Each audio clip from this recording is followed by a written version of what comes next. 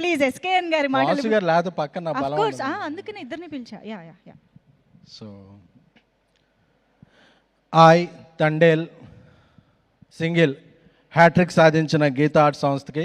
ఎందుకంటే సినిమా ఒక కాంపిటీషన్లో, ఇండిపెండెన్స్ డే కాంపిటీషన్లో 2-3 పెద్ద సినిమాల మధ్య వచ్చి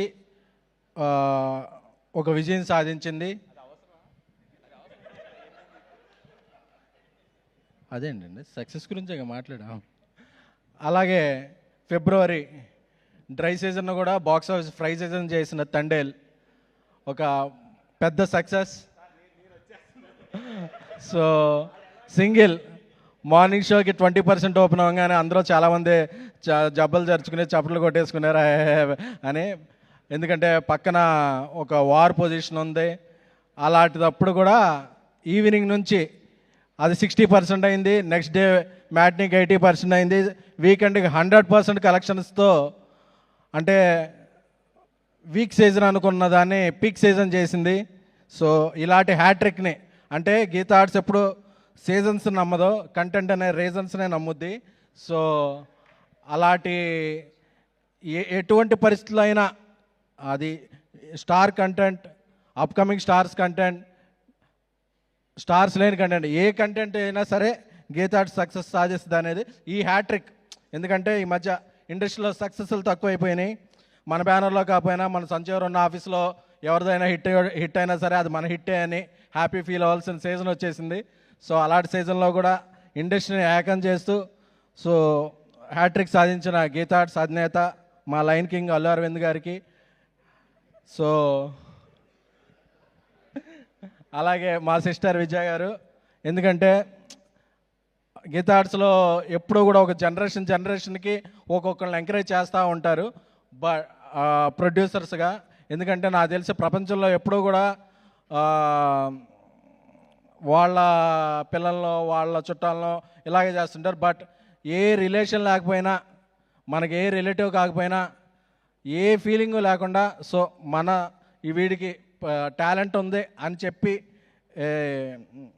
వాళ్ళ మీద డబ్బు పెట్టి, వాళ్ళ కోసం డబ్బు పెట్టి సినిమా తీసే పర్సన్స్ ఎవరన్నా ఉంటే అది గీతా ఆర్ట్స్ అల్లు అరవింద్ గారు. నాకు తెలిసి దేశంలో, ఇండియాలోనే కాదు వరల్డ్లో కూడా వాళ్ళ పిల్లలు, వాళ్ళ రిలేటివ్స్ కాకుండా బయటి వాళ్ళని వాళ్ళ పొజిషన్ ఇచ్చేసి ప్రొడ్యూసర్స్గా ఎంకరేజ్ అయిన సంస్థ అనేది నాకు ఎక్కడైతే తెలీదు. సో అలాంటి అరవింద్ గారు మంచికి అన్ని హిట్సే వస్తాయి. ఇప్పుడు విద్యా గారు కంటెంట్ రిచ్ ఫిల్మ్స్ పట్టుకుంటూ వరుసగా సక్సెస్ సాధిస్తున్నారు. ఎందుకంటే ఈ సినిమా రిలీజ్ అయిన రోజు సిచ్యువేషన్ బాగాలేదు, అన్ని మిసైల్సే ఉన్నాయి. బట్ థియేటర్కి వెళ్ళి చూస్తే స్మైల్స్ మిసైల్స్, స్కడ్స్, స్మైల్ బాంబ్స్ పడుతున్నాయి. సో దీనికి కారణం ఏంటంటే శ్రీ విష్ణు గారు, వెన్నెల కిషోర్ గారు. అంటే నాకు RRRలో రామ్ చరణ్ గారు అన్నో తారక్ గారు ఒక యాక్షన్ సినిమా చేస్తే అలాగా ఒక వైబ్ ఉంటుందో అలాగా ఇది కామెడీ RRR. శ్రీ విష్ణు గారు అన్నో వెన్నెల కిషోర్ గారు స్మైల్ చేస్తుంటే ముందు అసలు ఆయన లుంగి కట్టుకొని ఆ పాట ఇది చేస్తుంటే ఆయన వచ్చి ఆడిషన్లో కూర్చుంటే థియేటర్ మొత్తం, మల్లికార్జున థియేటర్లో చూస్తుంటే థియేటర్ మొత్తం అరుస్తున్నారు.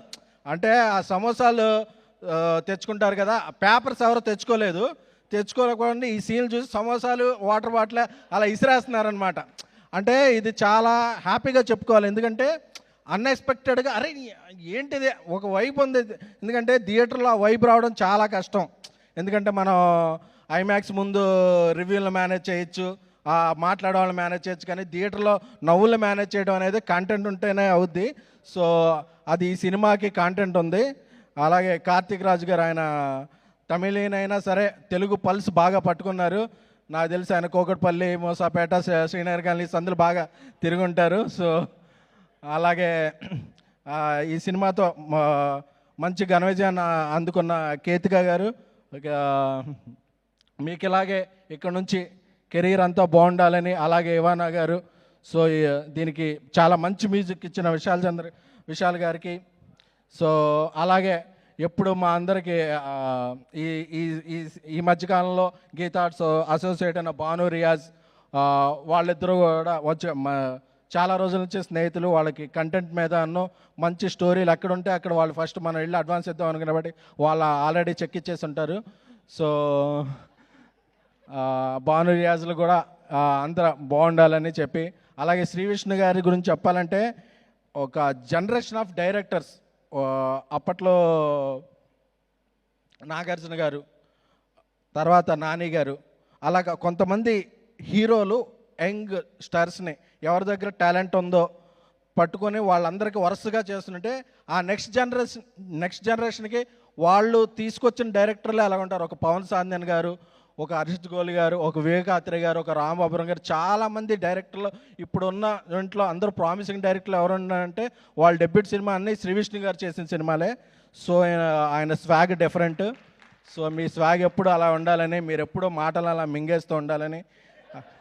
సో గీతా ఆర్ట్స్ నన్ను పిఆర్ని చేసింది, ప్రొడ్యూస్ చేసింది, రీసెంట్గా నన్ను హోస్ట్ని, యాంకర్ని కూడా చేశారు.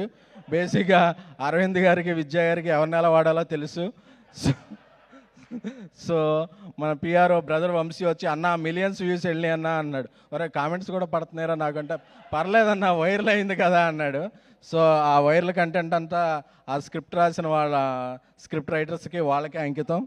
So thank you. అదే నా ఫస్ట్ అండ్ లాస్ట్ ఇంటర్వ్యూ, మళ్ళీ ఎవరు అడగద్దు, మళ్ళీ చేయను కూడా. సో ఈ సినిమా సింగిల్ సక్సెస్తో మింగిల్ అయ్యి ఈ నెలాఖరు వరకు, అంటే సినిమా రిలీజ్ అయ్యాక వారా అయిపోయింది, ఐపీఎల్ అయిపోయింది, అన్నీ అయిపోయినాయి, కానీ సింగిల్ కలెక్షన్లు మాత్రం ఆగలేదు. సో అలాగా అరవింద్ గారి సినిమా ఉన్నప్పుడు అన్నీ అలా కలిసి వచ్చేస్తాయి. సో అది ఎందుకు అదృష్టం కలిసి వస్తుందంటే రిస్క్ చేసేవాడిని ఎప్పుడు అదృష్ట లక్ష్మి వరిస్తుంది. సో అరవింద్ గారు చేసే రిస్క్కి ఎప్పుడు అదృష్టం కలిసి వస్తుంది.